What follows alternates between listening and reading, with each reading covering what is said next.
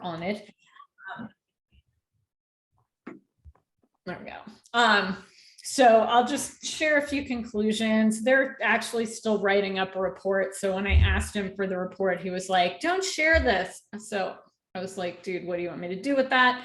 So I'll say a few things. So I have some slides if it's possible for me to share my screen. Let's see, share screen. Okay. Yeah.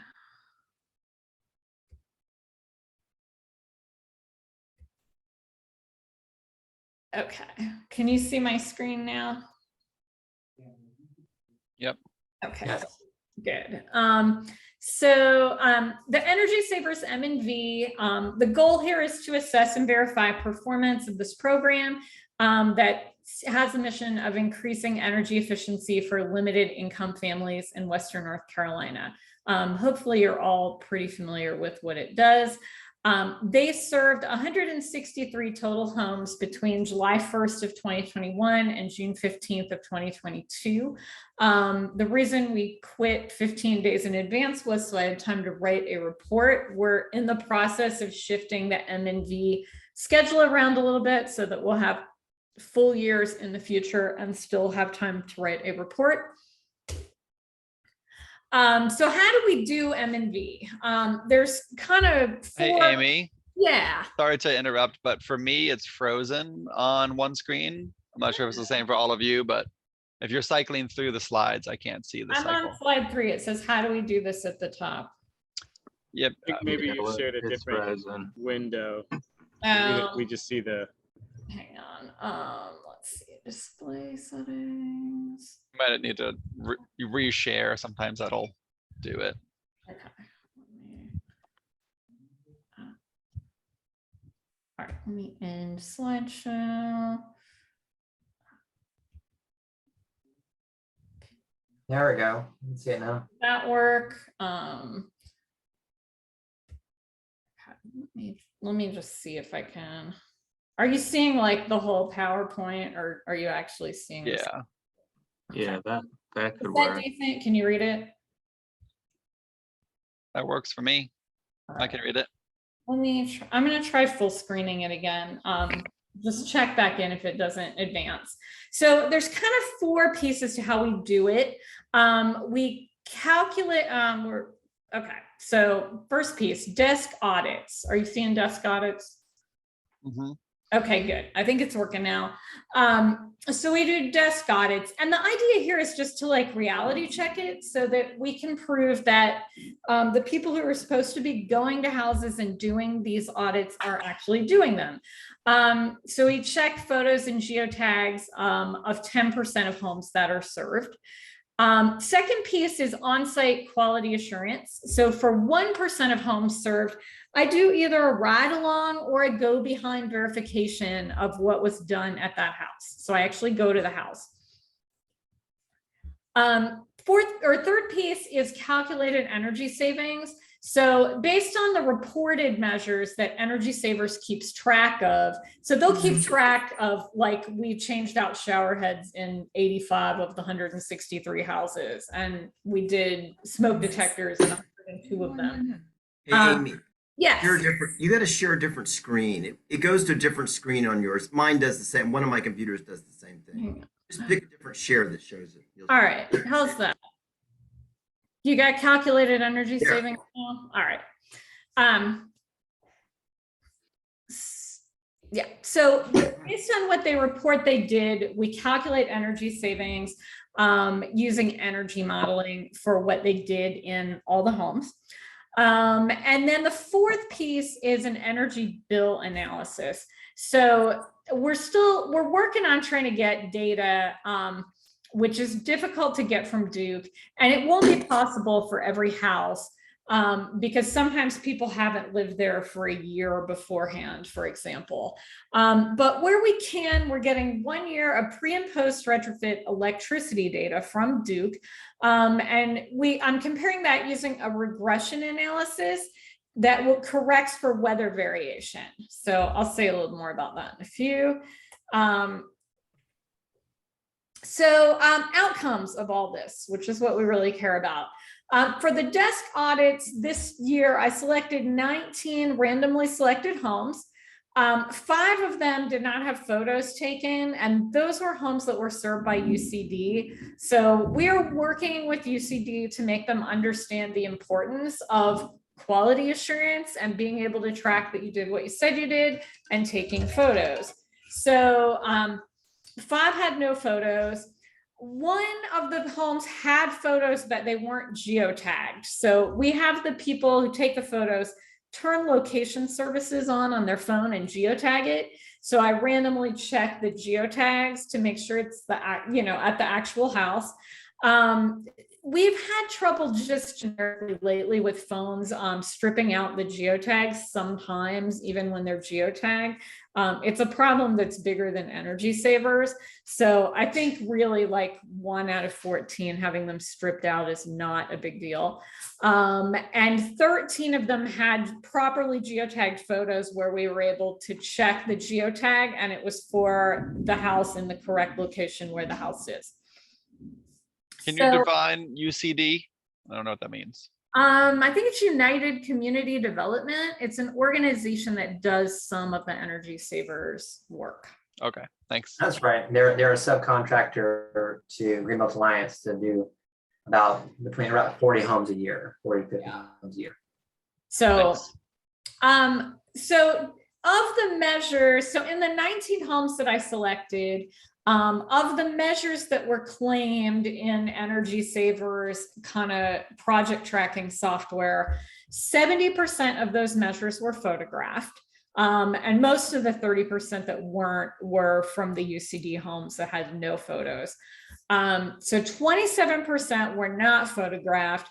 And actually 3% of measures were photographed, but not logged in the tracking software. So there were cases where someone photographed that they switched out, say, a carbon monoxide detector, but that didn't make it actually into the project tracking software.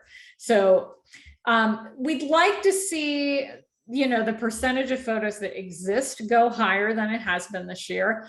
But I think really a 3% error rate in, missing to track something is actually pretty good for the number of things that are being tracked here.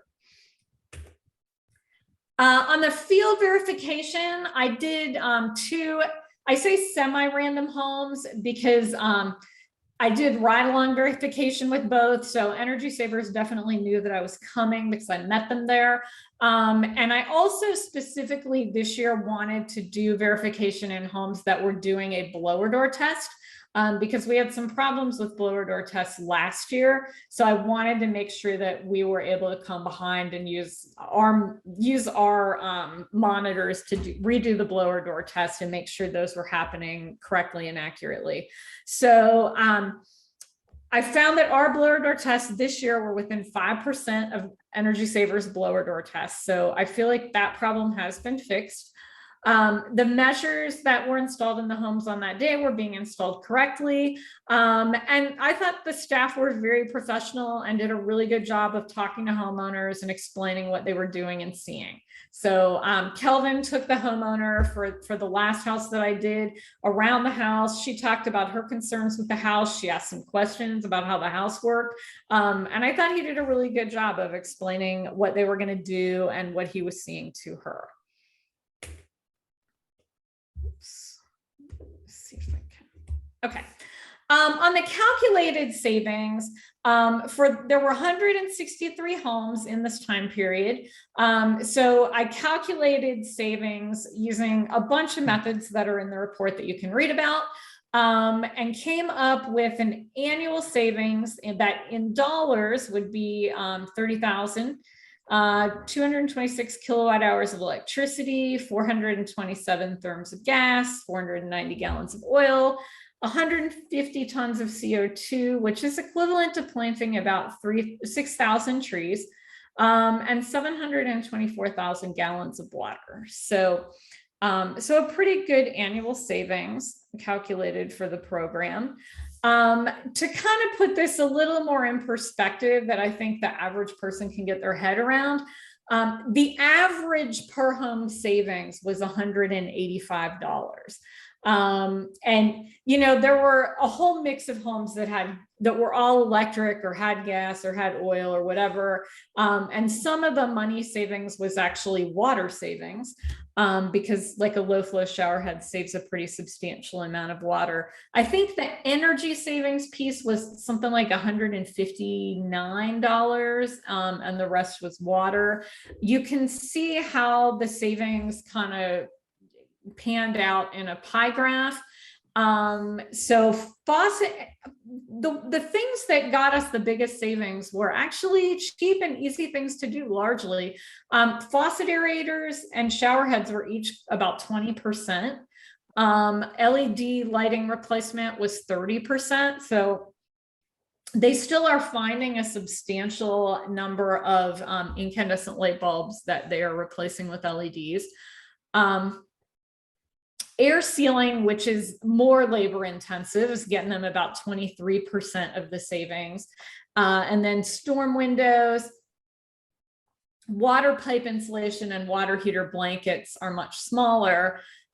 One reason that water heater blankets in particular is smaller is they actually don't do as many of them. So for a house that got a water heater blanket, the savings is more than 2% of the savings. But homes that have non-electric water heaters can't get the blankets. And I think they only do them if the water heater's outside conditioned space. They don't always do them. So that's, you know, one reason something might be a smaller piece of the pie. But I do think it's interesting that faucet aerators, shower heads, and LEDs are probably the three easiest things you could possibly do in a house. And we're just getting a lot of bang for the buck out of those particular measures. Finally, this was the first time I was able to analyze utility bills. So we finally have 10 homes for which we could get 12 months of pre and post retrofit data. So the homes that I analyzed utility bills for actually were not retrofitted last year. They were retrofitted the year before. And we finally have 12 months of pre and post data. So the way that those get analyzed is I do a regression analysis of the pre-data, the 12 months prior to the retrofit, to get an equation that predicts the performance of that house in any weather. And then I use that equation to calculate how it would have performed in the post retrofit year if Energy Savers hadn't done anything to the house. And then I compare that with the actual performance, the energy use post retrofit. And we're looking at electricity use only. And again, there's a lot of detail in the report about how I did that, because this is the first report that includes regression. And I actually tried a few different things. And I was actually pretty happy because the simplest idea actually ended up working out really well. So I'll probably go with that for the future. But I tried a few different ways to do it. And I was pretty happy. I got pretty good curve fits to the data. The outcome of that was, these are the 10 homes. The savings ranged from -5%, meaning the house used 5% more energy post retrofit, to a positive 35%, meaning it saved 35% of energy post retrofit, with an average of 12.4% savings among the 10 homes. So, and that was like 19 kilowatt hours per year per home. And if you compare that to my calculated savings, because part of the reason that we do this is to kind of reality check the calculated savings. So on average, our calculated saving, or our savings from the utility bills was actually more than the calculated savings. So that feels good. One thing I'll note is there is a lot of noise in this data. The home that used 5% more energy probably didn't use 5% more energy because Energy Savers did something that made it less efficient. It's just that, there's a lot of variation in what homeowners do. It's very noisy data. So you want to look at the fact that, all but 2 of them did better this year. That's a really good sign. The average savings is about where we thought it would be. And I would say the one that overperformed at 35%, probably an outlier. Something might have happened in that house to make them use less. And the ones that use more, same thing, probably outliers. So anytime you have homeowner behavior involved, you get noisy data. So I was not particularly surprised to see that much variation in the data. But what I was happy to see is that the average savings is a little better than what I was calculating. So, I think if we look at both of these methods, there's kind of an old saying that when you do a calculation study, you believe your results, but nobody else does. And when you do an experimental measurement, everyone else believes your results, but you don't. And I think it's good to have both and have them be at least somewhat in the ballpark of one another. Sort of gives you the confidence that what you're estimating is probably pretty okay. So, we're working in a field where things get pretty noisy, but we're showing savings. So, I only have a couple more slides about the cold climate heat pump project. It might be best to answer any questions you have about the Energy Savers. And then I can say a few things about cold climate heat pump. We got a question here. I have a couple of questions. Were these all electric homes, Amy? The ones that we did the regression analysis on? They weren't. Okay. And this average savings is the average percent savings, or is it the total savings divided by the total energy use of the group? It is so when I say a house had a 10% energy savings, it means they use 10% less energy than they used the year before, and only in electricity. And I would say most of them were all electric homes, but a couple of them I think had some gas. So we're only talking about electricity savings, and I'm only comparing it to the calculated electricity savings. Yeah, I'm just wondering if did you notice whether the ones that had the most savings, were they the ones that used the most electricity? And the ones that had the least savings, they were already fairly efficient. Did you get any sense of that? Yeah, you know what? I did not try to parse it out that way. And honestly, part of that is just based on like how big the house is. So I felt like the percent savings was probably a better way to look at it than the amount of savings. But there's a lot that you could normalize to, and with 10 houses, it just didn't seem to make sense. Did you get, it sounds like, one of the things that might be interesting to do with this in the future is to compare, is to do a statistical estimate of the extent to which the savings are weather related versus the model. Check that, the air sealing was on, which is really, the air sealing is really the only thing that gets at heating and cooling. In your model using the measures and your calculated savings. Mm-hmm. Whereas here you can calculate the total, the weather sensitivity, because you've got monthly results. It's very, very, very interesting, though. I'm glad you're getting to do this.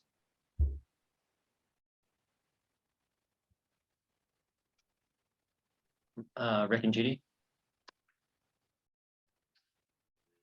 Well, okay, a couple things. First off, from the question one of the questions Brad asked, it seems like maybe isolating, so fossil fuel seems to be an intermixed factor here.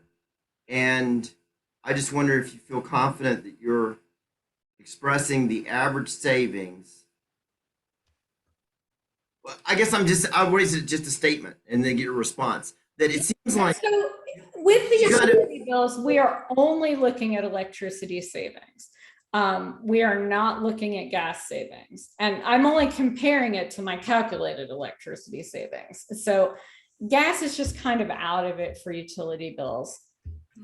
so that makes sense and everything. But I guess I'm just saying caution. So the savings per year really is not a real factor. It's not a real number, and it shouldn't be used probably in a broader sense to judge the quality of the effort, to judge the quality, the value of the service, because it's not factoring in the potential total savings. Yeah, to do that, you would want to you'd have to go back and look at the calculated savings, which this is in the ballpark of. So I think it kind of validates the calculation approach. The calculation approach does include gas, oil, water, all that stuff. Oh, okay. So the question I was going to ask was, now I'm drawing a brain freeze, of course, but oh yeah. So did you see, back to another thing that Brad just mentioned too, did you do any kind of correlation to the air sealing, quality of air sealing repair or anything? Because it's like our observation in general is that that's one of just the hugest factors from an HVAC point of view. Mm-hmm. If you see a correlation between quality of air sealing or air sealing percent of repair or something like that and the quality of the savings? Yeah, so I didn't. What I'll tell you is 10 houses is a small number. You could, the way that you could assess the quality of the air sealing would be to look at the improvement in the blower door test, which is something that we do know. That would knock out houses that use anything but electricity for heating, really, because you're only getting a very small part of the heating. You're getting like the fan energy. So it would kind of not, and also they don't do blower door tests on homes that are heated with gas. So you would knock I want to guess probably 2 out of these 10 houses have some gas. So you'd knock it back to 8 that you could even look at, and you could look at the change in blower door test. I did not do that. That would be about the only way you could assess it. I suspect that with 8 houses to look at, there's enough noise in this data that you're probably not going to correlate much. I think honestly, you kind of need a bigger set of data when it's this noisy anyway, which hopefully we will eventually get. But I think if you want to start correlating it to stuff like that, it's probably not going to tell you much unless you had more homes.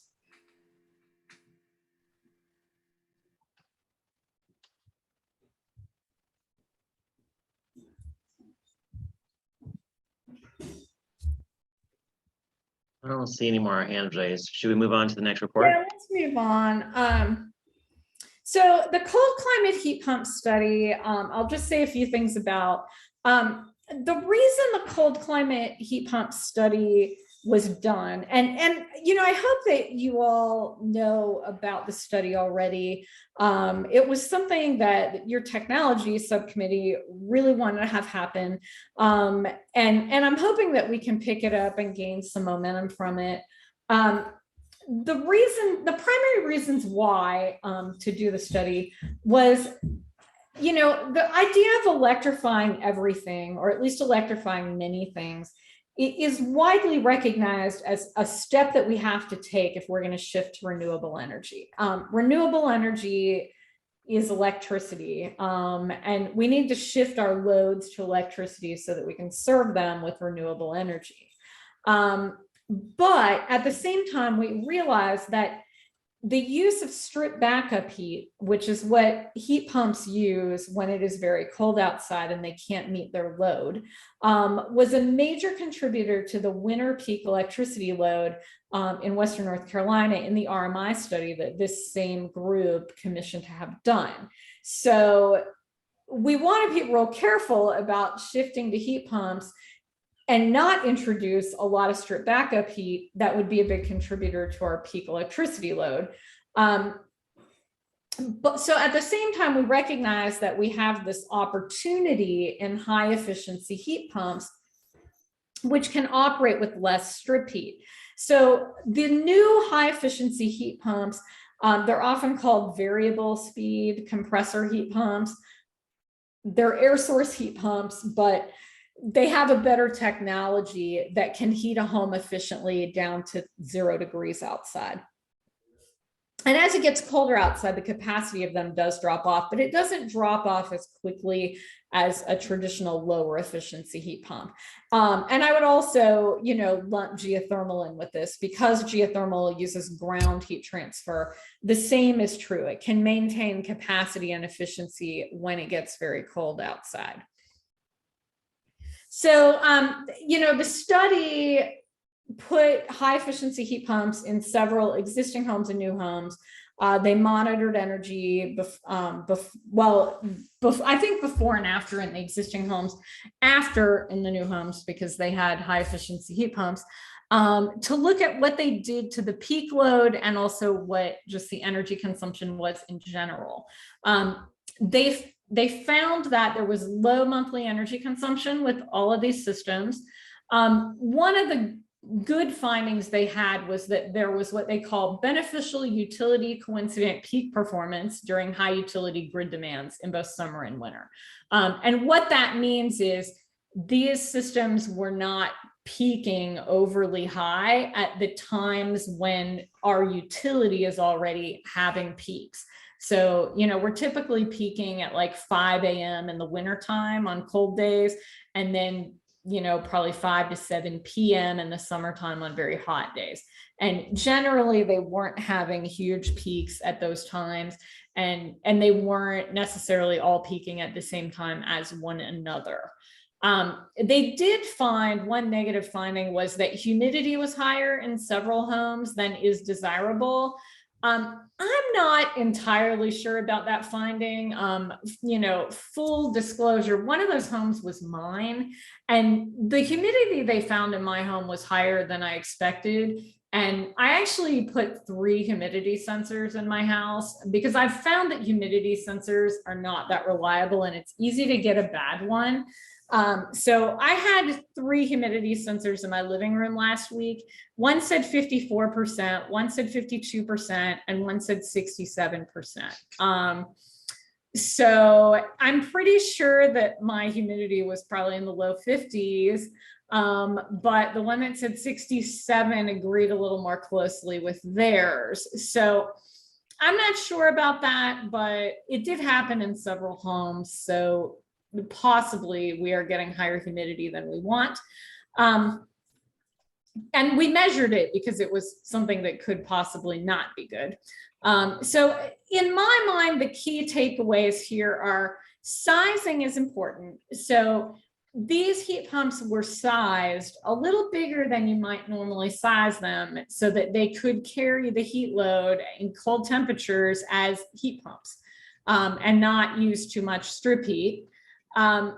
Supplemental dehumidification might be needed. So I think if that is a real finding, some of these houses probably could use whole house dehumidifiers, which honestly might be the best solution. Dehumidification only happens as a happy accident of air conditioning anyway. So, we might, in some climates, you need supplemental dehumidification. And as we tighten up houses and make them more efficient, we may move into one of those climates here. Both new and existing homes achieved these results. So that was really promising because existing homes tend to have higher heating loads compared to their cooling loads. So I thought this would be harder to do in the existing homes, but the ones in the study actually did pretty well.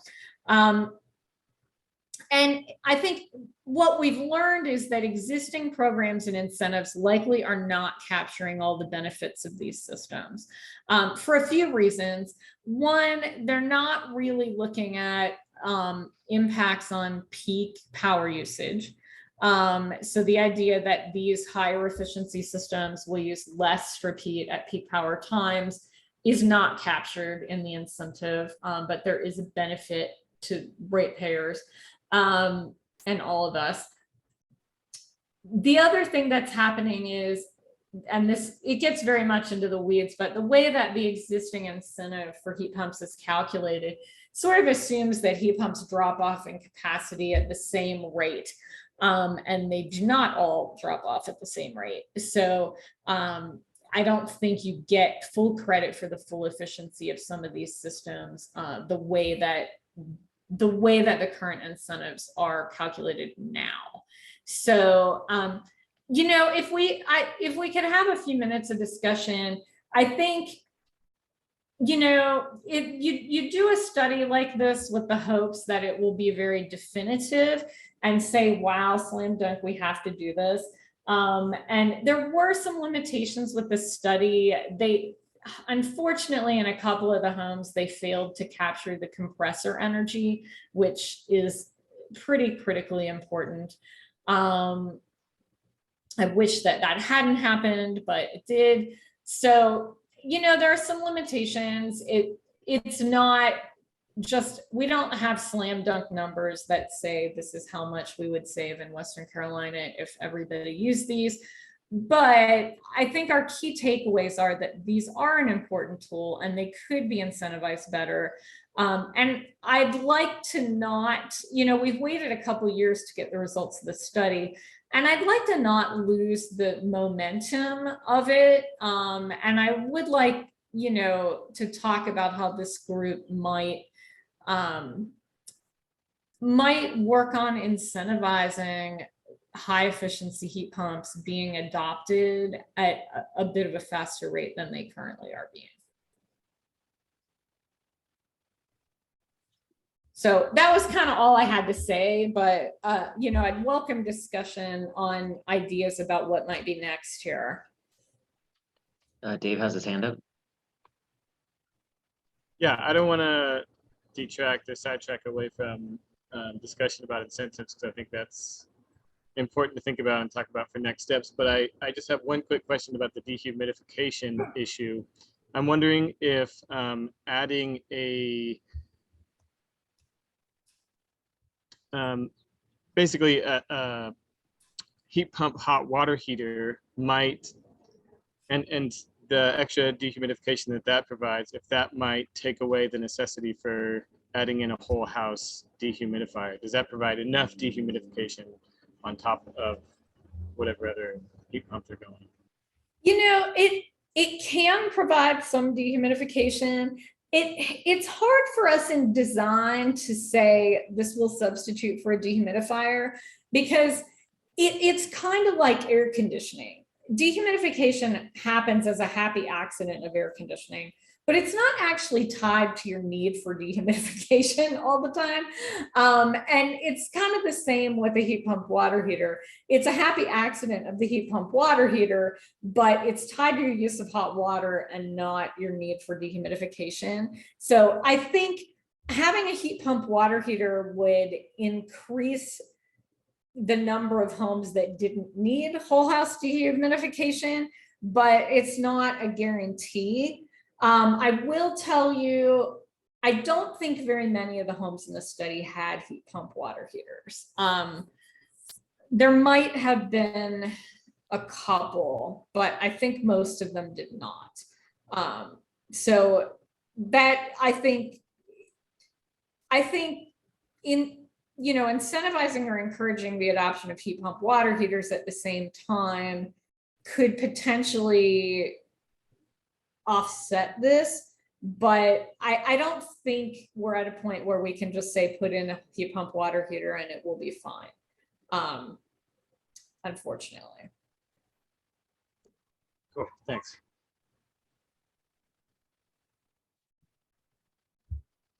Judy and Rick? So, well, first, just to what Dave asked, yeah, it's unfortunate because, of course, dehumidification is really just a controls issue. Once you have a variable speed fan, if you just get the systems to slow the fans down, you suck water right out of the air. But you know, nobody really designs these things as an optimal system yet, anyway. So I would just like to get back, Amy, to your question of your point of that they didn't capture the compressor energy.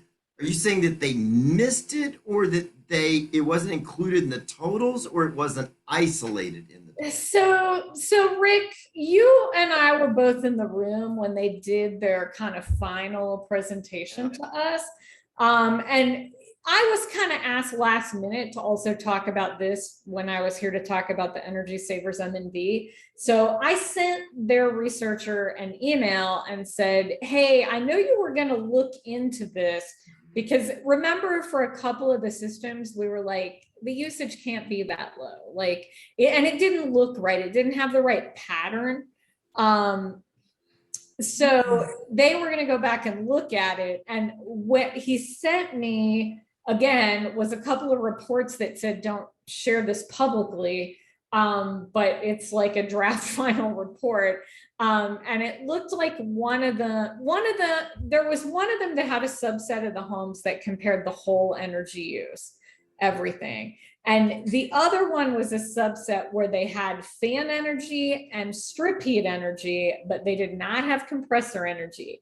So I think the problem with that data was they didn't grab the compressor energy when they were logging the electric use. So it's still interesting because we know that they're not using a whole lot of strip energy heat. In fact, they're using minimal based on that data, and not at peak times, because the usage that we saw in that meeting was so favorable. But we do not have the compressor energy for those homes, as far as I know. I'm just to throw it on the table, just for anything that we ever do in the future, please involve people who actually know what they're doing in this stuff. That's the kind of shocking result. You just go, are you kidding me? You subcontracted from Duke and you missed that? It's kind of like, wow, sorry. But yes, thanks, Amy.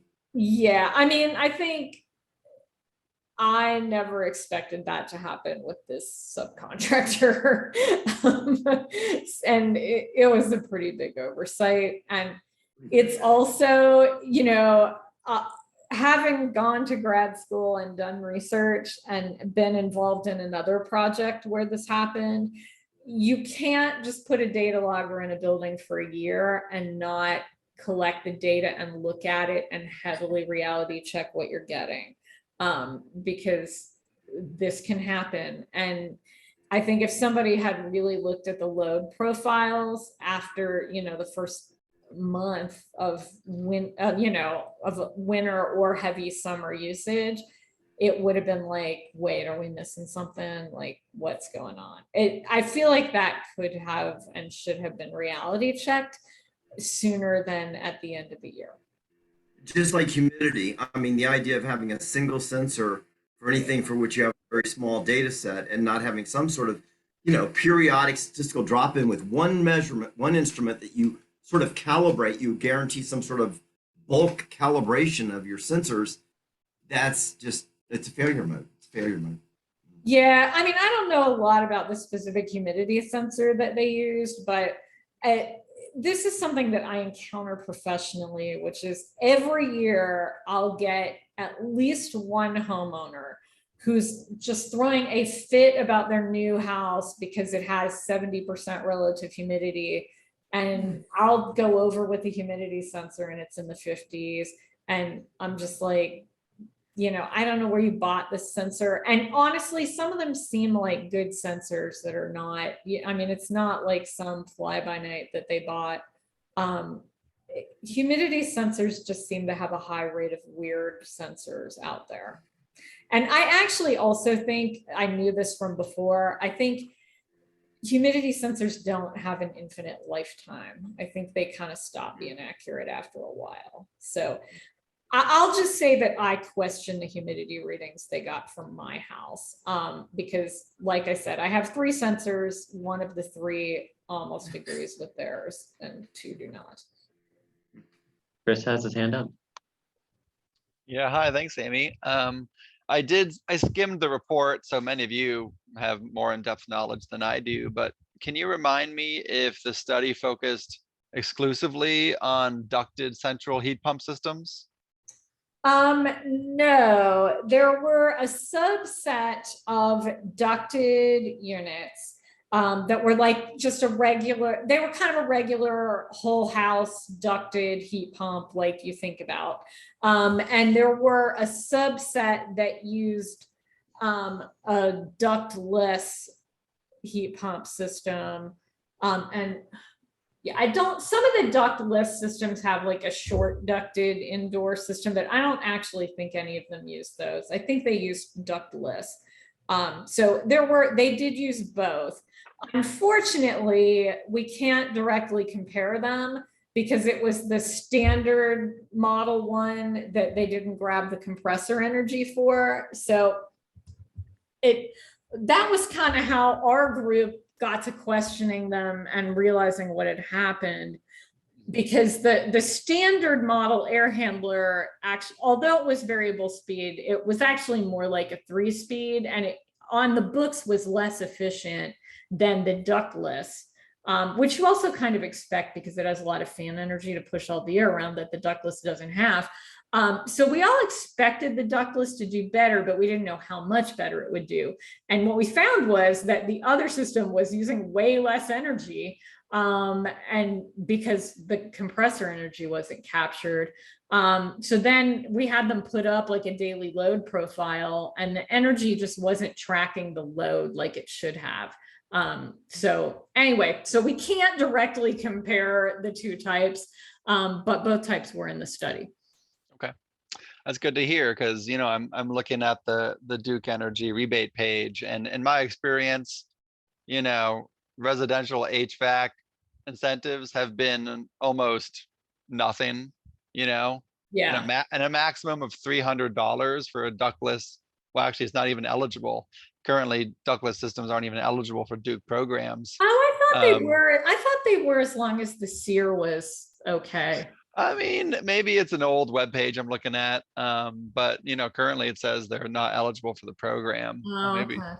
but hopefully studies like this will change that, because we all understand that we're in a winter peak situation, and if it's proven that these systems can reduce winter peak, then hopefully the incentives would increase to reduce that. That was kind of our hope. I mean, that might be a thing that we could more quickly get Duke to do if indeed they're not even giving ductless. I know the incentive right now, it's like over 16 SEER or something, gets $300. If they're giving that to ducted systems and not ductless systems, that seems wrong. And at least in the study, I think we got good enough data to show that the ductless systems performed very well. They should be able to get the same SEER-based incentive that a ducted system would get. So maybe that's something that they could change more quickly coming out of this. Mm-hmm. Yeah, it would be really nice to see these types of incentives get better, because as someone who's personally considering doing it for my home, $300 is I'm not going to go through the trouble to fill out the paperwork. I'll say that, because it's not really going to do much of anything for me, as someone who's considering it, unlike solar, which has a much higher incentive, and of course is a much different approach. But certainly it would be nice to see studies like these start to steer Duke into considering improving their incentive program in this space. Right. Yeah, and that was the hope for this study. Was we sort of knew that the incentive was under incentivizing these systems for a few reasons, and the hope was that this would give us the backup that we needed for them to incentivize the systems. So that's, I guess, I don't know, but like this group probably needs to figure out what the next steps are to push Duke in that direction. Mm-hmm.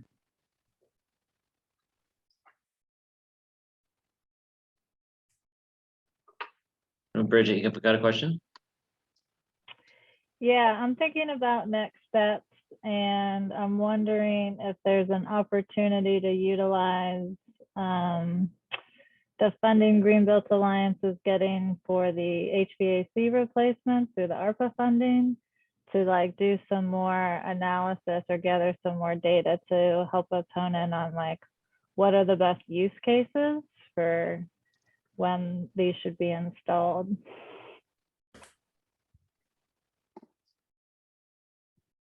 Who's doing those installs? Is it Energy Savers? It's sustainable air.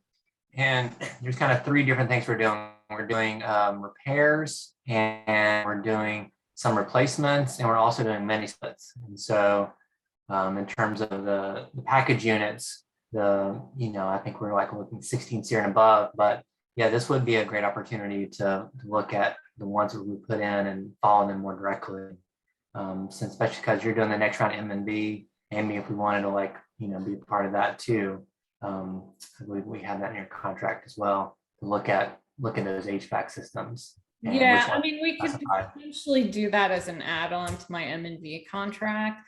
I guess these would be my questions. You said 16 SEER and above. You can do a single stage 16 SEER system. So do we know whether these are dual or variable speed? Has anyone looked at their low temp performance? I don't believe so. I have to go back and look at the specifications for the systems that they have listed they're going to install, and we can get that to you.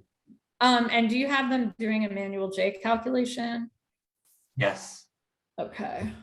So, yeah, I mean, I think, personally, I have worked around this technology enough that I kind of feel like I could write a program that I think would work well. And what you need to do, I say in my key takeaways, sizing is important. What we did in this study, and what I think you really need to do, is you need to do a manual J calculation, and you need to figure out the low temperature load, and you need to make sure that you're sizing them so that you have the sizing and selecting them so that you have the capacity to meet at least most of your low temperature load, which is not normally how things are selected. And sometimes for existing homes, it's harder because they have to get bigger, which may not be a great match for this program, which is trying to stretch dollars to more houses. And they may be houses, like the worse your house is, the less efficient it is, the bigger your heating load is compared to your cooling load, and the harder it is to get a heat pump that matches both well. So I think sizing is important because you want to size it big enough so that you don't have to kick that strip heating in when it's really cold outside. I think this dehumidification was always something that I knew might be an issue because we were oversizing them. So it might be a thing that would need to get added, especially if we start to go outside of the kind of professionally accepted guidelines of sizing, which tend to make sizes smaller so that we dehumidify better. And then also, if we're not doing this with a high efficiency, probably variable speed unit, then we're going to get more capacity to drop off when it gets colder outside. But mini splits are usually variable speed and have good cold temp capacities unless you're getting a really cheap mini split. So if some of this is mini splits, then maybe those are the houses to focus on. But there's a reason Advanced Energy got hired to do this work, which is that they have people and data loggers. To really study this, someone would have to put data loggers on the systems, because you can't just do what I'm doing with Energy Savers, where you look at the whole electric bill and try to compare it. There's just going to be way too much noise in the data. With Energy Savers, first of all, we have to do it that way because we don't have an infinite M&B budget. Second of all, Energy Savers includes a lot of other stuff like lighting and, shower heads and water heaters. And there's so much stuff included, you kind of have to look at the whole house. So we just accept that the data will be noisier. But to really do this, you would need to have data loggers on the specific circuits that the heating and cooling was on. So it's a bigger undertaking, but it might not be a perfect fit, but it might be possible. Brad's got a question for you. Yeah, or just a comment, and maybe Sam, you can answer this, but don't we have an M&V component to the heat pump program? I know we talked about that as part, and it would seem like, I mean, all of the people in the heat pump program are going to be Energy Savers clients. And we can do, and I think we did say that we would only do it for people who we could do the analysis for, as I recall. No, that was a requirement for people participating would be to give us the Duke data. So, yeah, we're not going to be able to do the logging of the individual units with the money that we have, but we still should be able to get a lot of data if we do 100 heat pumps in terms of repairs, mini splits. I mean, the way I understand it, the heat pump in these situations will overwhelm the other Energy Savers savings. So it could be a wealth of data, Amy. I mean, I guess that's. So, I just want to say one thing, which is I have a contract through the end of December for M&V. In every M&V period, there's been this attempt after the fact to add things that I didn't know that I was going to have to do, and to change the format in which I was given data. No one told me. So if the expectation of this group or any other was that I would be analyzing houses with 100 new heat pumps as part of, the same cost M&V that I have been doing, then, I was not aware of that. It's not in my contract. And it's not something that I can just absorb for the same cost. And I think the expectation that I would do like really much analysis at all with it is, not in line with what I've agreed to do. And if that continues to happen, I will not continue to do M&V for this program. So, we can't just assume that M&V is going to cost the same every year, but we're going to do a lot of new fancy analysis for M&V. So I just want to kind of put that out there that we're fairly limited on the budget for M&V. And I feel like I've put together a pretty, as robust an M&V program as I can for the budget that we have. But, we're not going to add 100 heat pumps to that effort without some pretty significant cost. And honestly, depending on the scope, it might not be something that I would have time to take on anyway. You might have to go to some other organization to do it. So I just want to kind of put that out there. And I'll just mention that, we're not asking you to do 100, and we are still in negotiation with the city around our contract for ARPA, so still in the formation stages of things. So I think it'd be good to have a conversation around the work with sustainable air and the types of systems we're speccing and things like that. Bring you into that conversation. We can figure out next steps. But there's no pressure right now on that. It's just it's a formation process. Yeah. Just for these clients, we won't have a year's worth of data for at least a year. We won't have, it'll be, it's definitely something we need to do. And whether, certainly people need to get paid. I would certainly support that. But answer this, Amy, is there any, in terms of when you're doing the energy study, the regression analysis, is there any more work involved by having the heat pump be part of it? I mean, other than changing the framework of, okay, here's something that we did for this house and it included a heat pump that we added or repaired or whatever. Just more homes, yes. I mean, so, okay, it could potentially be more homes. Although the thing I'll tell you is you should talk to Hannah at Energy Savers, because she's the one who tries to get this data from Duke. And she has been working on it a lot for years and has come up with 10 homes worth of data. So the data is not easy to get from Duke. What I'm saying is, I guess it would be possible to use the same method that I have been using for Energy Savers, but you're looking at whole house energy consumption, and that is very noisy data. So it may not give you the results that you want if you really want to look at the heat pump. And if you really want to look at the heat pump, you probably would be better off putting a data logger on the circuits that the heat pump is on. And if you did that, it would be a different analysis. You could use the same method that I'm using, but it would be a different data set with a different format. And potentially it would be a lot more data, because right now what I have is monthly data.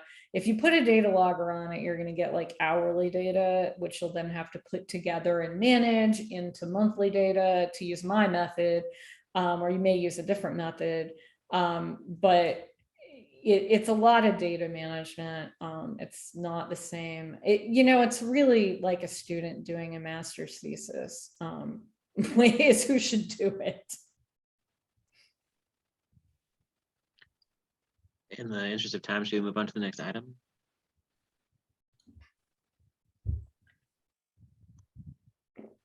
Any more questions or comment on that, on Amy's reporting back about the MMB reports?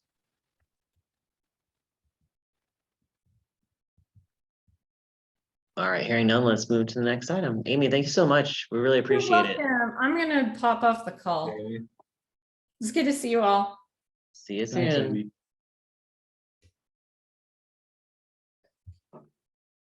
Okay, the next item on the agenda is an update on the NCUC hearing about the carbon plan. And Steffi said she would talk about that for a minute. Is he still good to go, Steffi? Yeah, I'm ready to go. Hey, All right. how many of you were able to attend the hearings, by the way? Anybody? Okay. So we had to wait outside quite a while, which is unfortunate. They didn't really let us in until the last minute. It was quite hot. There was a rally going on. I guess it was put on by Sunrise amongst a couple other groups, but I'm not quite sure all the groups. We were then let in right at time, I guess. I would say the room was, I don't know, 80% full or 75% full. So not as full as I guess I've seen in the past at the last one. And a lot of good comments were made. One in particular, I thought was really good about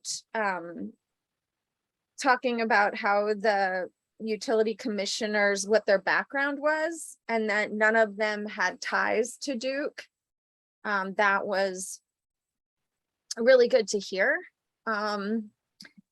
There were many different comments in many different directions. They did ask that we keep it respectful. We were in a courtroom. However, at one point, Sunrise had someone comment. It was just random, picked who would go up, and they did go up before the intermission, and then when that person spoke their comment, they called on everyone to walk out because they don't feel that the Utilities Commission is even listening to them. So that was very unfortunate. Some people did walk out, but the majority stayed. And just again, people telling their stories or addressing various topics. Mine was on the social cost of carbon, and are they embedding that in their least cost scenarios, given that now we have a fee on methane in the Inflation Reduction Act. So, many different comments and perspectives. I think they did lean in, some of the utility commissioners, to certain people's comments that were respectful. And hopefully they listened. So it did last till late. I pity those who weren't called until after the intermission, because I think they might have been there till like 11 or 12 at midnight. So it's a very lengthy process for sure. I just wish they had started earlier and let us in earlier. Does anyone have questions?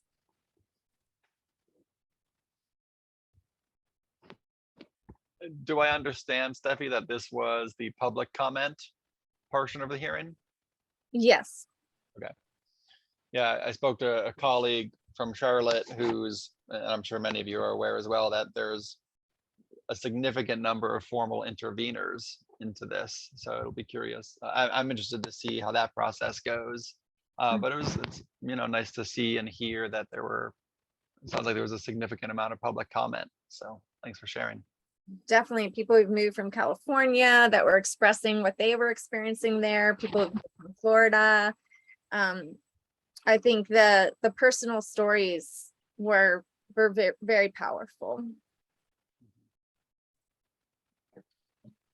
Go ahead. Steffi, was there any tie made between the carbon plan and the net metering changes in those hearings? Were people doing any tying together of the two? I don't recall that. I left at the intermission, so but I don't recall that specifically. I think the comments really, some of them I feel like they don't really understand the process or really understand the plan. I think people are just going up there to talk. They want to talk, they want to express themselves. And I think that was what it was meant for, to listen to the public. They didn't ask any questions. They can, but they did not. And it was really just meant to let people comment. Yeah, I'm one of the 40 interveners in the process. And I've been reading all of the formal comments that have come through on the Utility Commission portal. And it's really quite an education. There are a couple of alternate plans that have been produced. And then the Attorney General asked the commission to order Duke to produce some additional plans.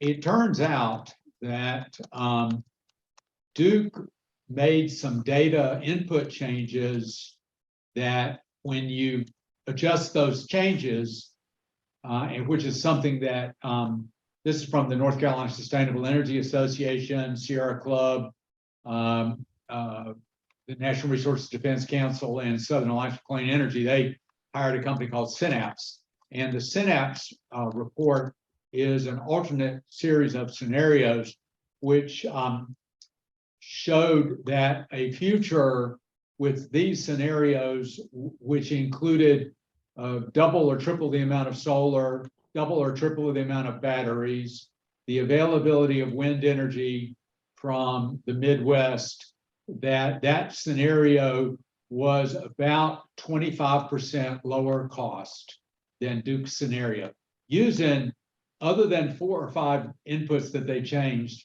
using the same exact data, the same exact modeling system that Duke uses.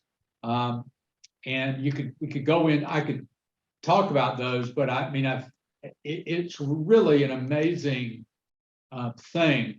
And remember, the Duke plan, the Duke carbon plan, which calls for all this gas and calls for all this nuclear, does not include any of the provisions of the Inflation Reduction Act. So it assumes the phase down, it assumes no battery tax credit.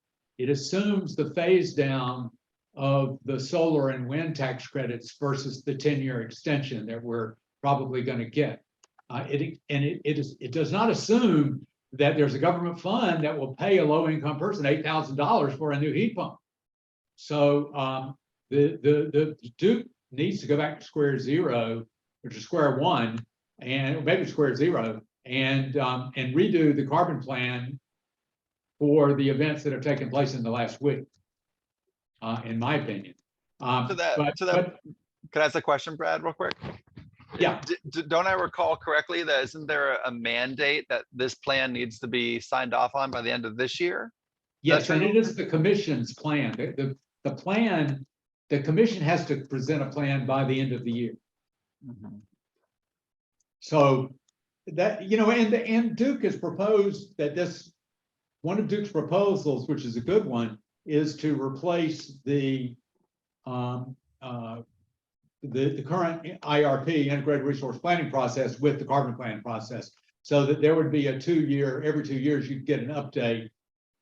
So you could push off adjusting for the new tax act or the new climate bill for 2 years. I would hope that the commission would just take into account that and I'm toying now with what kind of new comments to write or testimony to write. There is an evidentiary hearing that is scheduled for the second weekend in September in Raleigh, which is when experts will be called in to testify.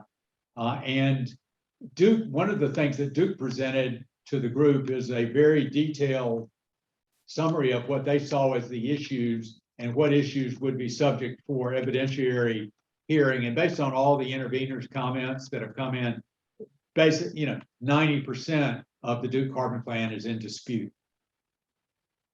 And I just might add, I just watched Drew Jones's and Rhodes' presentation, which was very good just prior to this meeting. And I just put a link in the chat for you to check out. There were many different reports he brought up of analysis of the IRA, and slide 11 on this PDF shows the significant growth in solar and wind in yellow and blue that will happen. But again, he says we need a carbon tax. So right. Well, that's I would I know Bridget's or I think Bridget's, I see her name up there anyway, but I know the city of Asheville and Buncombe County also are intervening, and they put together some really great testimony, and she might have some thoughts on it. She's part, I know she was part of that. But I'll just put that out there. So we've got two interveners here on the meeting today. Oh, there's Ken. Well, I think maybe we have a quorum. Also.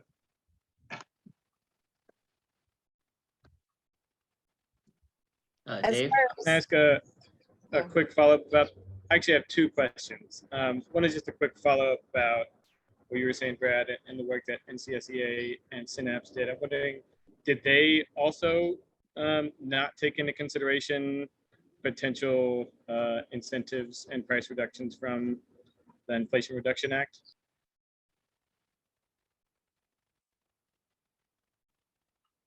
You guys are on mute. Yeah. Sorry. They did not include any of that either. What they did do is assume, and this has to do with the net metering, because the net metering assumption is a load forecast input in Duke's plan. And there's very little, Duke, I think Duke can get the net metering in their forecast out of their alternative proposal. Because and they can kill the solar industry, and they can get what they said they think they're going to be able to get, because they really have very low aspirations for how much net metering and energy efficiency are going to do. Synapse assumed that Duke could do 1.5% per year of load reductions instead of 1%. So all Synapse did was up the ambition of the combination of distributed energy and energy efficiency versus Duke, but not much. Yeah, well, that sounds like a very, 25% reduction in cost seems pretty compelling to me. And my second question, and excuse my ignorance for the process, but just a question about the process. Is it that for the public hearings, people can comment and they just take that into consideration, but only need to respond to actual official interveners like you, Brad, and the city and the county? Is that correct? Yeah. Thanks. Rick and Judy? Well, just on that whole point, I think that this tax act that's just happening right now is a real game changer in this way, because it's just the whole thing of batteries. Yeah, the 30% tax credit on batteries, and Generac and everybody and their brother selling a battery to go in every garage with solar is a complete game changer, and could really be a bad thing for the utility, which is, in my book, from what I'm going to say right now, a very good thing, because I have felt really bad that we just got run over, and we're not able to become interveners in this, which I really wanted to do. But the thing I was going to do was to post that cold climate heat pump report and to say how much that finding was, now only to find out that the damn thing was wrong. That Duke didn't even like have it together enough to just test four houses and get it right. And I've already shared that with other people. I'm gonna have to go eat some crow where I have shared this report. I guess I'm just honestly flabbergasted at it, you know?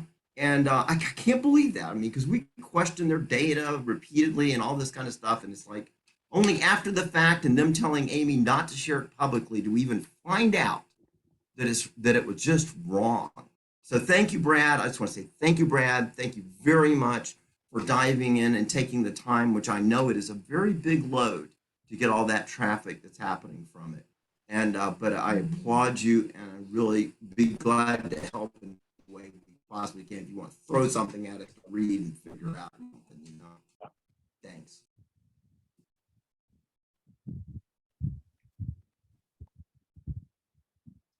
Move to the next item.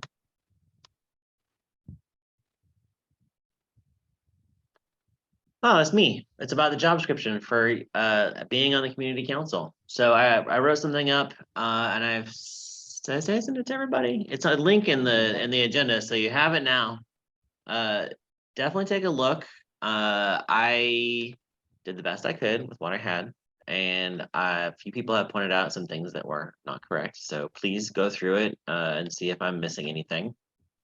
The community council has 10 members right now, and I think the maximum number is 13. So we could add 3 right away.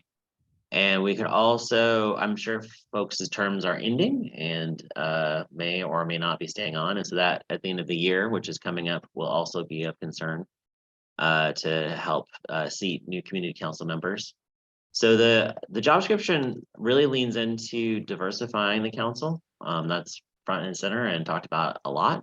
So I feel like that's one of the primary goals I talked about with Keith individually, just he and I, but I also wanted to get this out here to the whole community council to make sure that y'all can take a look at it and decide what needs to get changed, because it's y'all. It's not necessarily just me and Keith. So please review that. If you could do that, I'll email everybody after the meeting, but if you could do it in the next couple of weeks, that would be really helpful. Outside, can I ask a question? Yeah. Outside of the content of the description itself, do you have a thought, or have you and Keith or whomever thought about how to distribute this across the community when it comes time to looking to fill these positions? Or is that the next step? So we've made contact with the DEI office at the city, and we're going down that path right now, trying to make connections with Darian is the fellow over there, and he's going to connect us with some folks he knows that do this kind of work in the community more intensely and intentionally. And then we're also working with Beloved Asheville to try to reach some of the leaders that they know. The board is a self-sustaining entity, right? You vote your new members on into the next round, and so y'all should help us do outreach as well. But that's, I think, the full scope of, oh yeah, and then also taking out with us as a volunteer opportunity when we're talking with people at a table. So if we find people that are really engaged when we're at a festival or fair or we're at a presentation, being able to be like, hey, and you could also be part of this council. And whether that means just coming as a community member and checking it out, being on a subcommittee to see if they like it, or being on the full council would kind of, it would depend. So that was our thinking. If I missed something there or y'all have different thoughts, I'm open, but it's definitely an important piece of the work that we're doing.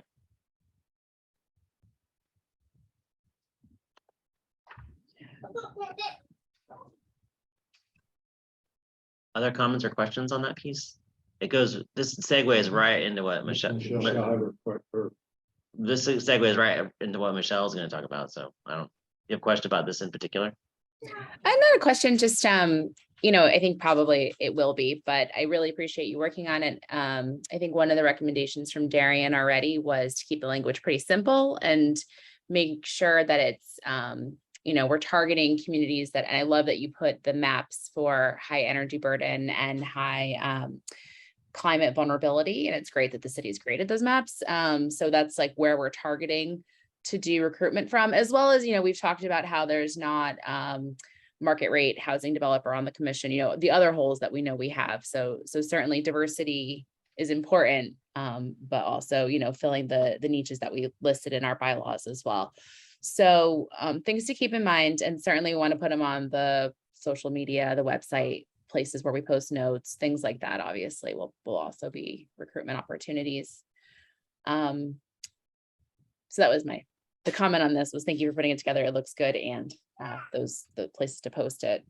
Does anybody else have any comments on that? If not, I'll move on to the meeting we had with Darian, which is great.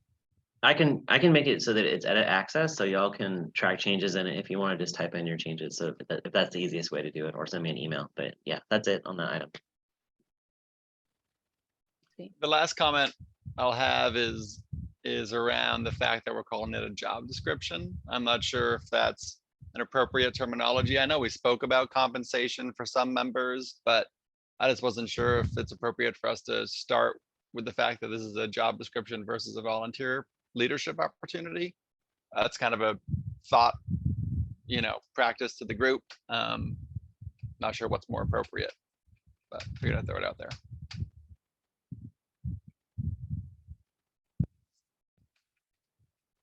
That's all. Yeah, thanks for putting it together.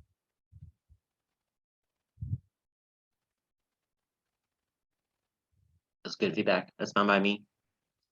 Anything else y'all want to put in there is also fine. We'll close it in 2 weeks, so I'll send an email with that to that effect after the meeting.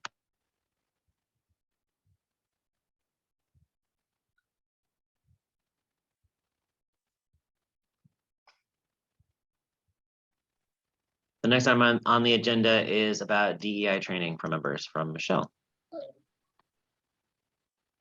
Yes. Oh, sorry for the background noise. So we had a summer, Jamie and I had a nice meeting with Darian Blue, who is working in the Department of DEI for the city, and he's supporting community groups in helping them achieve their diversity, equity, and inclusion goals, which is awesome that there is someone that is assigned to that. Some of the things that came out of that meeting were he's going to review the volunteer role description, and going to make some connections with folks who are already looking for opportunities to be engaged and do community outreach. So those might be volunteers that might get their foot in the door with an exposure to this sort of work, which is always good to build a pipeline, particularly in these technocratic spaces that are not always accessible. So, getting some folks to help do community outreach, and then, in a year or 2, 3, 4, they might be great board members even. The other offer was to do a diversity, equity, and inclusion training with the whole community council and staff. And I've done a few of these with different nonprofits. I think Darian is really thoughtful and has a lot of experience in it, and he would craft it to our audience.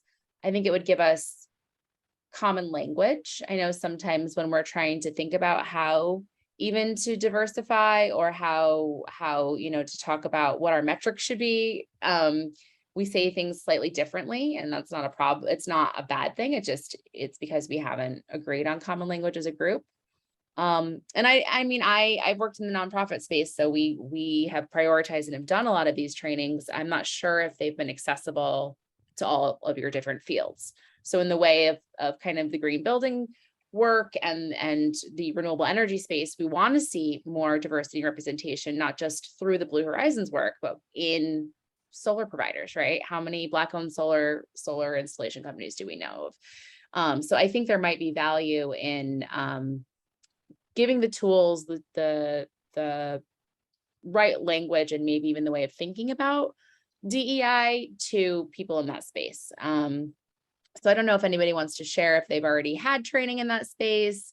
I think the options are to plan a day, and it would be like either in person or remote. And we would try to find maybe a Saturday morning and get down to it. Or if we want to invite Darian, and he would have to take over probably an entire meeting though. So the advantage I see is I think our participation would be higher if we did in a regularly scheduled meeting, right? But then that I don't think we can do it. You don't just sit through a 20-minute presentation and you've been trained. That's not how it works. It's a little more hands-on and participatory in my experience. Though again, I think there's some flexibility with Darian because he's happy to work with us however we want to show up. So kind of throwing that out to the group there to see what your first thoughts are. And I'd love to hear from members of the group first, if that's okay.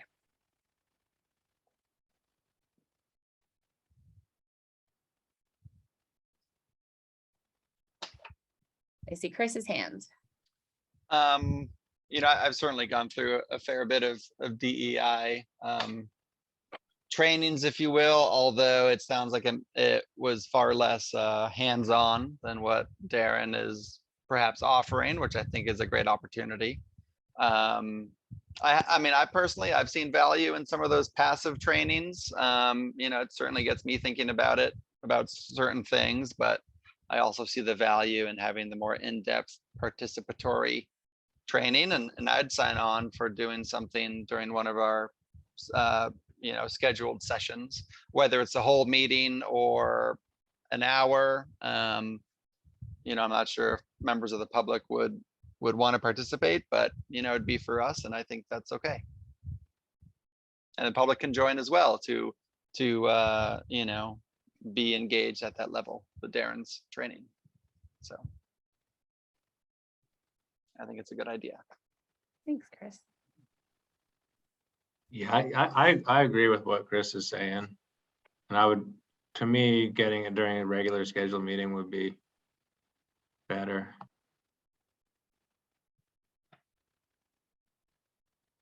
Thanks, Phil.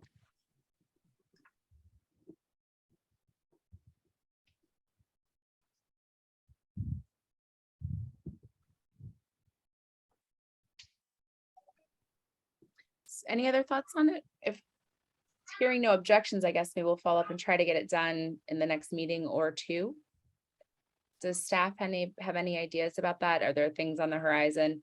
The advantage I see is if we're doing this recruitment now, and some of the goal is to use the recruitment opportunity to diversify the commission, or excuse me, the council, then you know, it might be better to have that before we, you know, as we're undergoing that process. So. No, I was in that meeting with Darian, and I think he did a lot more justice than I would have been able to do it. So thank you. Cool. Was Summer on the call too? She was there. I'm not sure if she's here right now, but Jamie, do you have anything else from that meeting? Any other takeaways? No,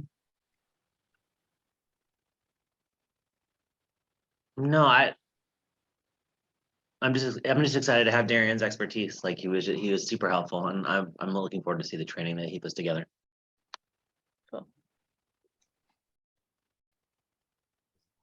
I do have a quick follow-up question, just to clarify. Is the idea that it is for just the community council members, or broader than that? I think staff who support the community council, because if we're trying to find a common language, right, we should all, you know, then as you're writing job description or you're writing whatever, then we're using the same kind of terminology, and we're especially as it's like setting diversity metrics and stuff like that, which is really staff supported. Sam, do you have any ideas? Does that sound okay? I don't know if there's other training that Blue-Green Alliance, or excuse me, Greenbelt Alliance staff are already going through or not. I don't know. We're going through a training through Lawrence Ryan University to have a diversity inclusion institute within Lawrence Ryan at this point, and So yeah, all of our staff, we've all taken one class together, and then we're all choosing different classes and helping to teach each other. We've also taken class with Marisol Jimenez before. So we as an organization highly value training and want to become, an advocate for racial diversity and all that we do. So having this be a part of the BHPCC is very valuable, I think. So we want to support it, however the group feels they want that. Cool. A related question, is there a timeline by which we're hoping to post the fallen open council positions? Is it next month? End of the summer? And the council can decide on when you want to do it. From my perspective, if we can do it sooner rather than later, because the process to choose people and select them takes a while. So if we can do it in September, that for me as a staff member, that would be really helpful. But it's up to the council to decide when they want to do it. Well, it sounds like these two things are related, unless I'm missing the connection here. And maybe Darian's already, it sounds like you guys are already working with Darian offline separately. Do I understand that correctly? So we're talking about Darian providing you support in distributing the posting to as many groups to hopefully achieve some diversity. But then the separate item, if I'm understanding this topic correctly, is to help the council to become more informed and trained on, DEI topics. Is that correct? Yeah, sorry. I was talking about just the first one. I don't know about the second one. Okay. Okay. I didn't mix in my head, sorry. Okay. Well, that sounds good. It's perhaps I misunderstood. So it sounds like you guys have a separate, working system with Darian where you're focusing on getting the job description out to as many folks as possible. So that's fantastic. And yeah, I'll submit my support again for having Darian come on and host something in our regularly scheduled meetings. That sounds great. I think we've had one meeting with Darian, to be clear, and he offered a bunch of stuff, and that's the working relationship right now, which is awesome. I think there might be suggestions after a training, like maybe we need to make sure we hit a certain number of community groups, or maybe we need to make sure we hit certain events, that kind of thing. So I think definitely maybe doing the training in September or October would be help it mesh well, but I don't think one is predicated on the other, right? Darian will work with us whether we do the training or not. Yep. And that's great. Cool. Thanks. Any other comments from the public or anybody else who didn't have a chance to speak? Great. The next item on the agenda is the Community Engagement Committee Revival. So our event calendar is filling up. We have booked it looks like we've booked 20 events so far. A few of them are tentative, but that's a lot of events, but it's for the entire fiscal year from July to June. So it's spread out just a bit. We have a whole bunch coming up in the next couple of months, but we've only booked 4 community presentations and we need to do 30. So there is a public calendar where if folks want to join us at one of these events to get the word out about the Blue Horizons project work that we're doing and going renewable in Buncombe County, where either myself, Summer, maybe Calvin or Michael, also staff members here, could join you at the table. Excuse me. And teach you what we're talking about and the messaging, and then you get your chance to go out and talk to the public and do some outreaching. And the thing about doing that is then they also outreach back to us. So they tell us all about the things that they care about, which is a good thing to do as a community council. So if y'all check out the calendar, you want to join us, we'd appreciate your help. Specifically, we need help this weekend, the 13th and the 14th at the Sourwood Festival. There's a sign up link in the spreadsheet, and if you have questions, let me know. But there's going to be a lot more of that this year with being more out in person, talking to people. And if this is a piece of the work that you want to do, we could definitely use the help. And then if there's things that you would like us to go to as well, like festivals or presentations, please let us know, because we can add them to the calendar, especially if it rounds out the events that we've already got booked. You know, we can get to more diverse audiences, and that I'm not just talking about racial and cultural diversity. I'm talking about age. I'm talking about geography across the whole county. You know, we want to go broad. So if you're looking at the list and you're like, you know, they're missing this one thing that's really important, then please let us know. Oh, and the Community Engagement Committee. So the Community Engagement Committee used to provide guidance and oversight for that. It ended up becoming mostly just a staff committee. Bless you. And so now we're going to revive this, and this could be a place where people could join the Community Engagement Committee who we're trying to recruit in when we're sitting at the table, and they can come to this subcommittee and help us do the community engagement piece. So we're reviving it. There's no meeting on the calendar yet. But if anybody wants to be part of it, if this is a piece you want to add to the work that you're doing on the council, then please let me or Summer know, and we will schedule something probably in the next month or so before the next meeting.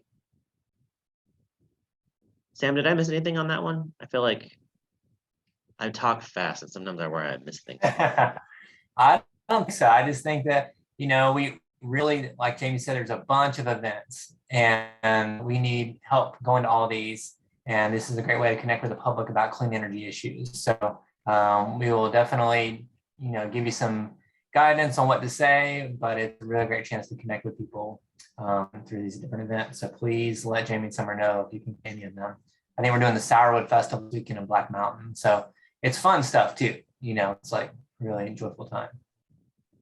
Yeah, after this meeting, I'm going to Groven in the Grove Mart in Swananoa. So I'm gonna go set up a table there right after this meeting. There's always something going on. Brad asked me to add the Inflation Reduction Act to the agenda, but we already talked about that. Can I just do a quick statement too? Just, I think I mentioned at the last meeting that the folks in Scotland that are interested, if anyone, they would, you know, share their experiences at organizing their climate cafe process with us. We did host the one climate cafe with the folks in Dunkeld and Burnham, and they've had tremendous success engaging with their local constituency to the point where it actually was recognized in Glasgow this last COP. So to the extent that you want to take advantage of, I've had a conversation with the folks in Scotland again, and there is a resource if you want to try to reach out to them. I don't want to tell anyone what to do, but I think it's an interesting resource to take advantage of. Yeah, that sounds cool. Send them over. Let's do it.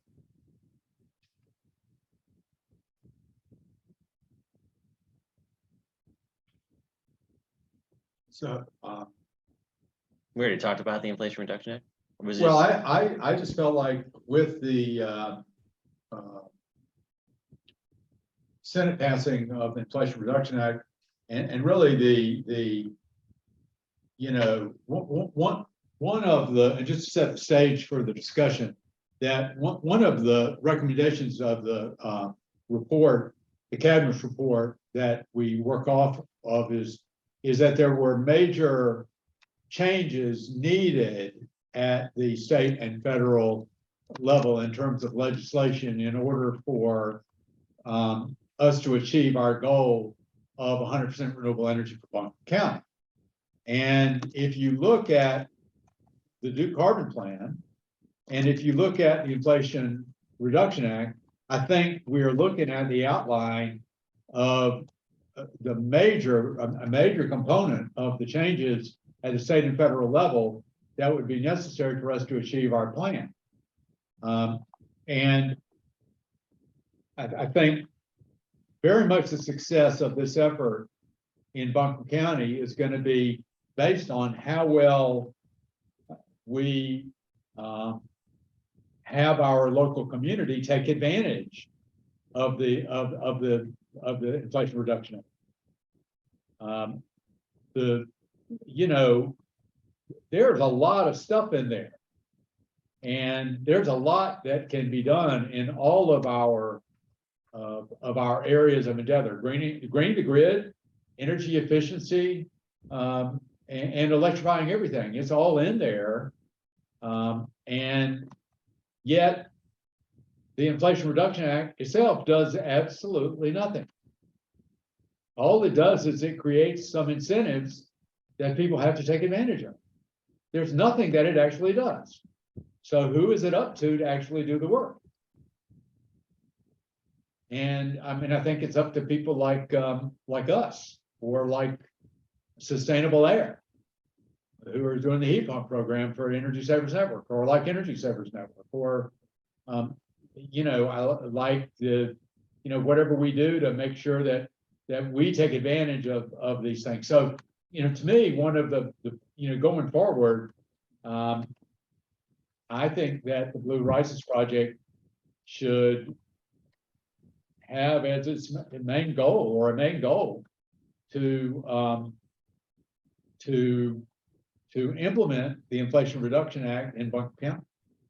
To say, okay, well, how are we gonna, you know, we talk about, you know, what, you know, we're talking about, well, what are Duke's programs? Well, Duke's programs are being dwarfed by the federal programs. This thing actually passes this week.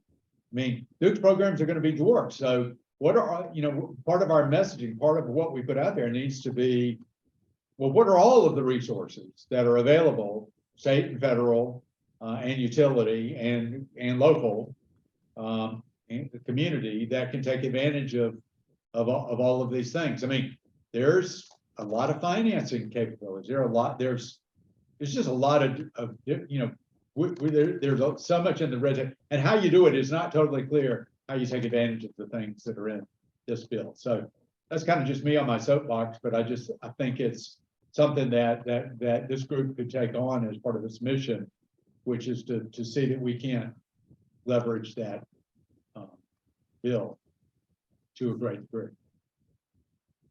That's all I wanted to say about it.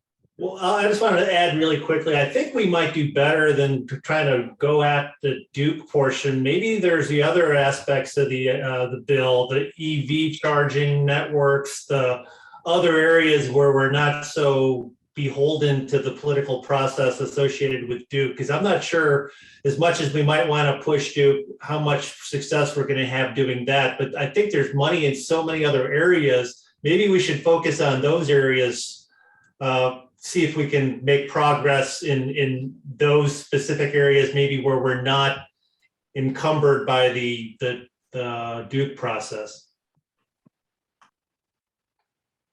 Yeah, well, you know, 70-some% of carbon emissions in Buncombe County don't have anything to do with utility. So it's not due.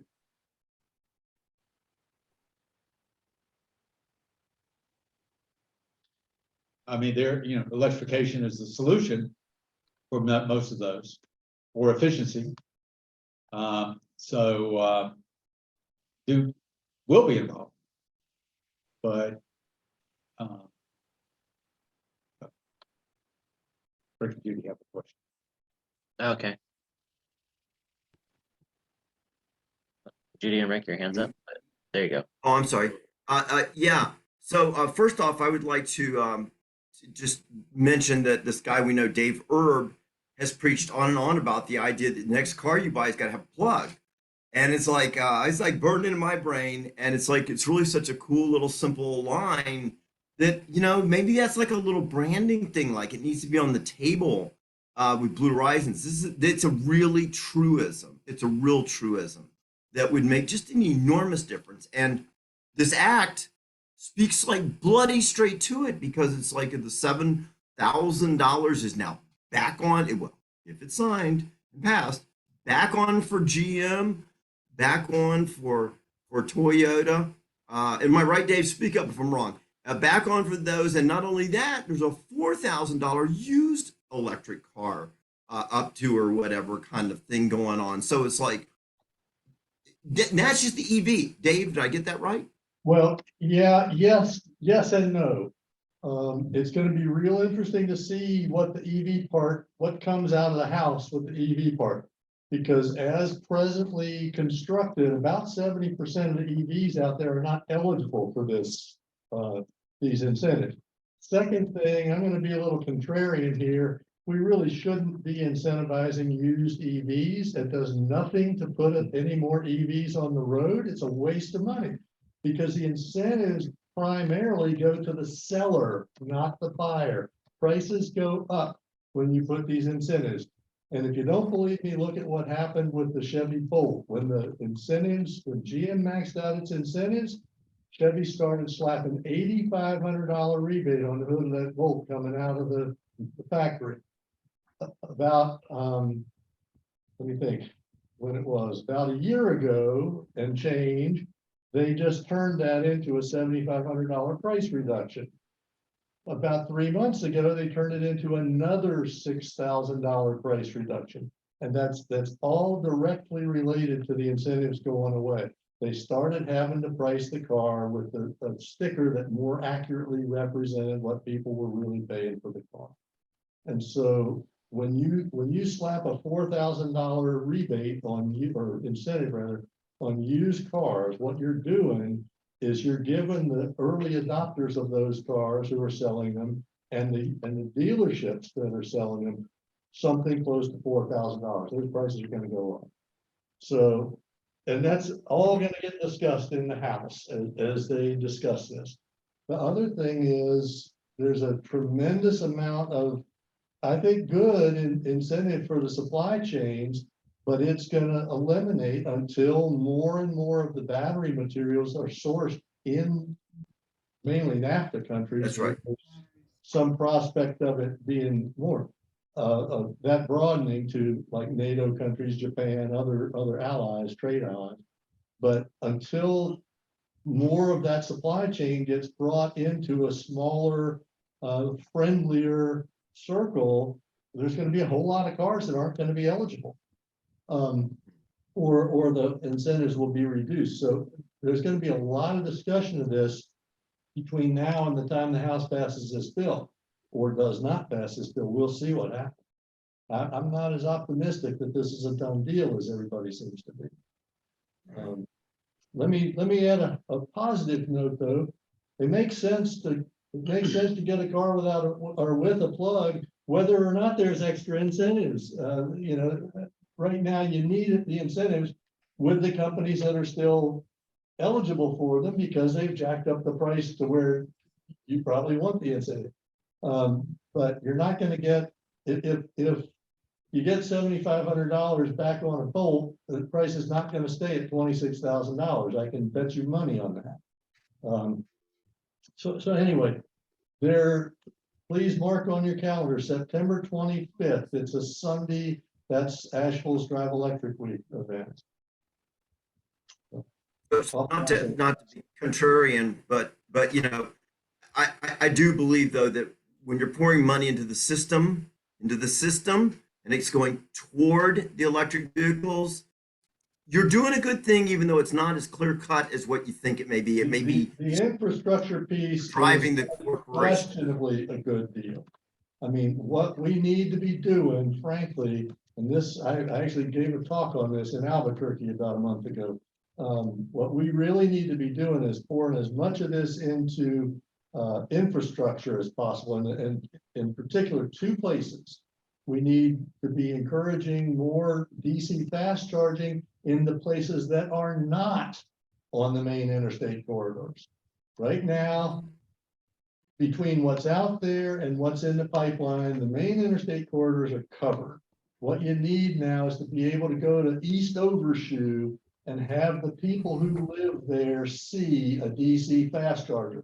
Because people are not imaginative, and that's not a knock on rural people, that's a knock on people in general. They're not imaginative enough to figure out that they can travel with an electric car very conveniently until they can see somebody come to their town traveling with an electric car conveniently. And so that's the first piece we need. The second piece we need is for people who do not own houses to be able to have level 2 charging that they can park their car overnight. And so that's apartment complexes and workplaces. We should be pumping money into those two things like crazy. Well, and can some of that be done at the county level? I hope so. I mean, I think we what should can be- we do to have that happen more? We in should Buncombe? be encouraging that Blue Horizons project. This is a place where we have a real role, is to get multifamily housing landlords and workplaces to just put as much level 2 out there in their world as possible. Now, doesn't this bill provide also credits for people to do charging in their homes and to change their electric system? I think it does include some kind of money for charging at home, but frankly, I don't even think that's that important. Personally, I charge one of my cars completely on level 1. I can charge my Tesla completely on level 1, except when I'm traveling. So I wish we would get away from the notion that you have to have level 2. Just put plugs everywhere. So let me flip though to the other side of this, and that is the report we got from the people who do the lobbying in the geothermal business, is that this not only jacks it up to parity with solar for over 10 years now, 30% tax credit, but it also includes it as a refundable tax credit for some class of lesser lower income people. Now, given it's not a fix yet, but by golly, as far as I'm concerned, she owns Asheville Geothermal, and I'm going to make sure that we can try to get as much of that money into Asheville as we can. We need to figure that out because, just for whatever it's worth, I'm pitching it out there. This is not a commercial thing. I'm pitching it out there as a climate action thing. For whatever it's worth, we've established this crazy business, and it has a reputation because people call us when they don't want to call other people. And there's some formula we have here. This is the same as this Blue Horizons project, where you got some smart people who can give the honest information to people and to help them understand the economics and all of it, which is what we do with people. That's what we do, and how we help people understand this stuff and why they call us. There's a success formula there. You can get these tax credits to show up in our community. We need to do that. We need to figure that out. And I realize that that's, maybe just our thing, but a little more than that, in that I'm going to see how we can actually be successful with that and turn this decade into something where we flow a bunch of money in. Rick, the difference though between your business and the vehicle business is we're supply constrained already in the EV world. I know people who are desperate to get cars and they can't get them because the dealers don't have them yet.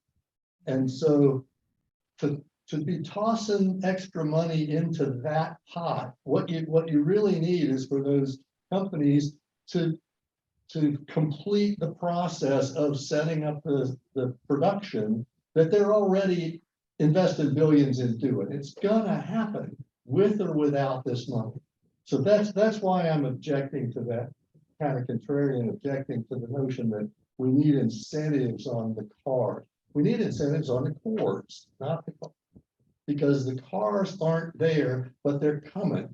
Every car company in the world of any size is investing billions into the transition. Money could be better spent elsewhere, probably. Right, I would absolutely. agree with that. Yeah. But it's going to be in the bill, and it's a chance to play it up and talk about it and make sure people. I think the community relations aspect of it and the cheerleading aspect of it, and then the things that we can do so that so that we just move to electric vehicles faster here is what the role of this committee should be. That would be my thought. So we only have 4 minutes left. Do we want to table this and come back to it? Do we want to skip subcommittee reports? What do you want to do next? Yeah. It'll be something the strategic planning committee takes up. Okay. So we'll kick that one to the strategic planning committee. Should we hear from the strategic planning committee? We only got a few minutes here. Sure, I can be very brief. So quick updates. We covered some things that were already covered in this meeting. Community engagement. One of the things to talk about on that is just trying to figure out how that listening component component of the community engagement can be integrated into the strategic plan, figuring out what's important to folks. Did some, NCUC hearing talking, but really the meat of the meeting was talking about this running list of potential programs, policies, initiatives that we've been gathering from different areas of the country who've been doing similar work, and just kind of trying to whittle it down as much as possible, what's actually possible and legal in this area. And so we sent out sort of an initial survey to the strategic planning committee just to kind of try to get an idea of where we should try to focus. But, like many things, everything's connected. And I think that we talked about that a lot in this meeting of things are more complex and all interconnected. So it's sort of like a jigsaw puzzle where we're putting in a corner piece and we know that it's connected to all these other things, but we're starting with the corner piece and then we can kind of move on from there. And there's a bunch of other stuff, but in the interest of time, I'll leave it at that.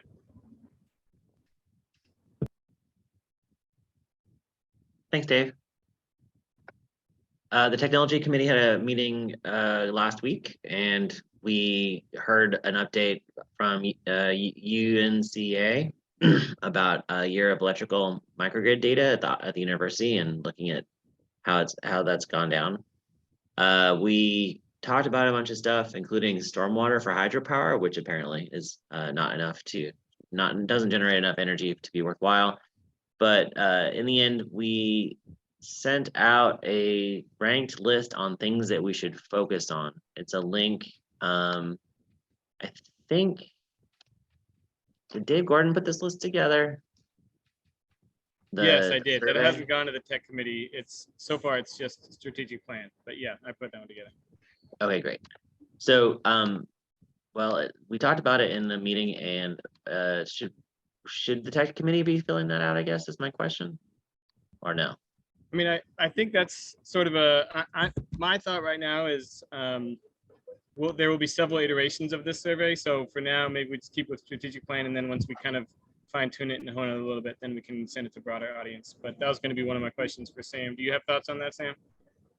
I think that's right. Yeah, it was a long list at this point, so maybe we're whittling it down some, and then once it's smaller list, we'll send it out to the full HCC and the tech committee and get some different perspective. It's like what do we prioritize in terms of program implementation over the next several years? And so, we already have things that we're doing, but there's a few new things to add. So we want to get as many people to kind of weigh in on this as possible. So yeah, I think it's a good idea to send it out to others as well. I don't have other updates from the technology committee unless I'm forgetting something from somebody who was there. All right, hearing none. Fundraising, Sam? Yeah, just briefly, had a meeting today with the Dogwood Trust to talk about a next round of funding for Energy Network and our home repair program. So we're currently doing home repair with funding from those folks, Dogwood Health Trust, and hoping for another round of funding in 2023. So planting some seeds for that. And we're waiting on a contract from the city for our ARPA funding to do heat pump repair and replacement, solar, and refrigerator replacement.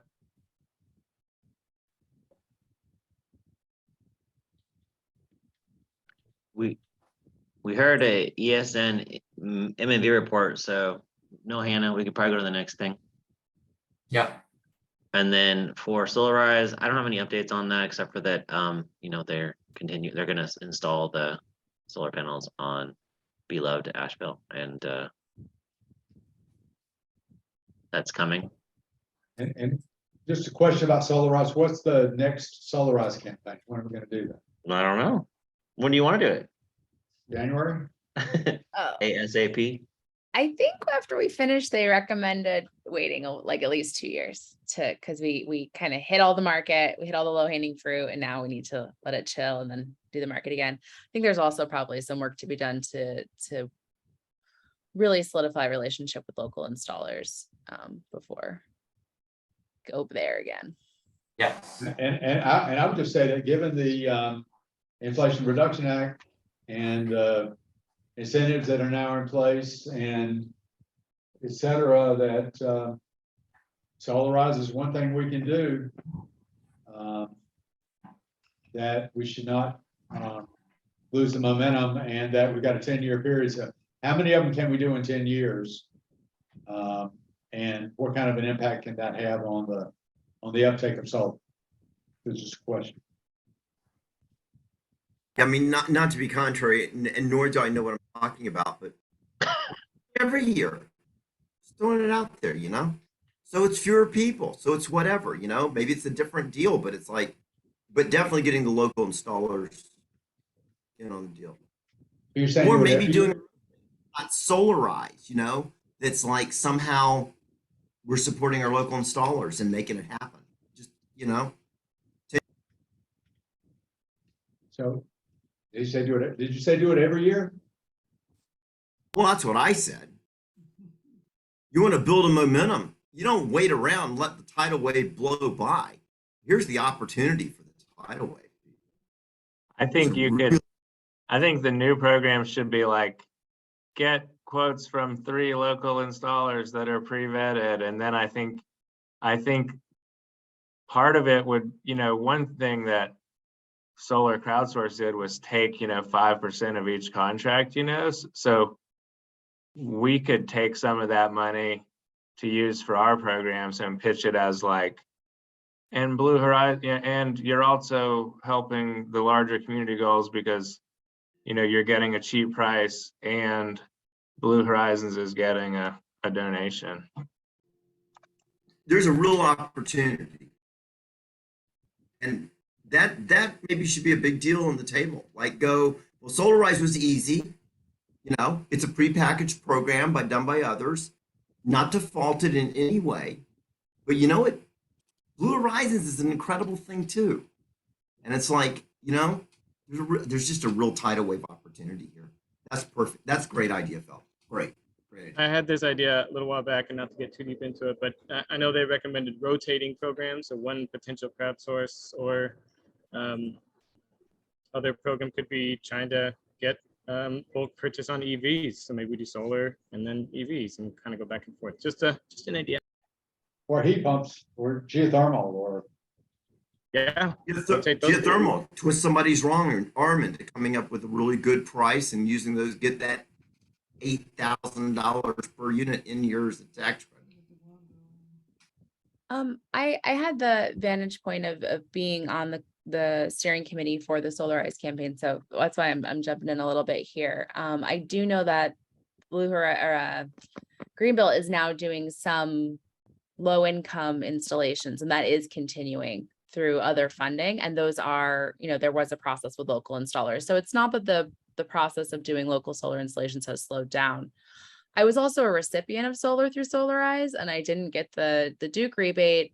And I don't know if I don't think I don't have any opportunity, I think, to apply for a federal rebate. So if you don't have to answer that, my accountant and whatever, we'll figure that out. But what I think would be helpful is if we're going to structure a new program, Brad, if you're saying there's all these incentives now because this thing has passed, we have to understand those incentives to be able to package the program. So maybe the strategic planning committee could come back with actually what are those incentives that are now available, and we can shape a program, not for this year, because we need time to shape a program, for maybe in a year from now, you know, launching or thinking about launching that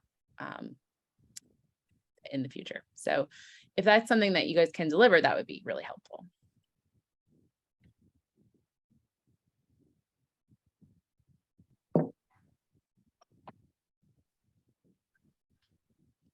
Home energy chats. We got 8 signups in like 2 days.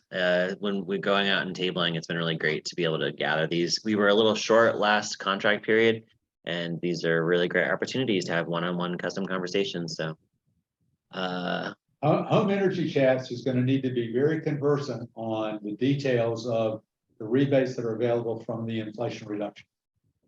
it's a good thing we're all going to learn more about that. I mean, that's what everybody's going to want to know. And if you're the expert on it, then you'll get a lot of calls. Because, I mean, it's a game changer, especially for low and middle income. It's exciting times. Yeah, it's tough. Well, I can't wait. Leah and I have got it covered. Might need some more help. I might need more than me and Leah. Might need some help. Sounds like Brad's volunteering. I don't think it's a volunteer. I think it's a paying job. Well, I'll give him Sam's number. I think that's the last item on the agenda, unless there's additional public comment.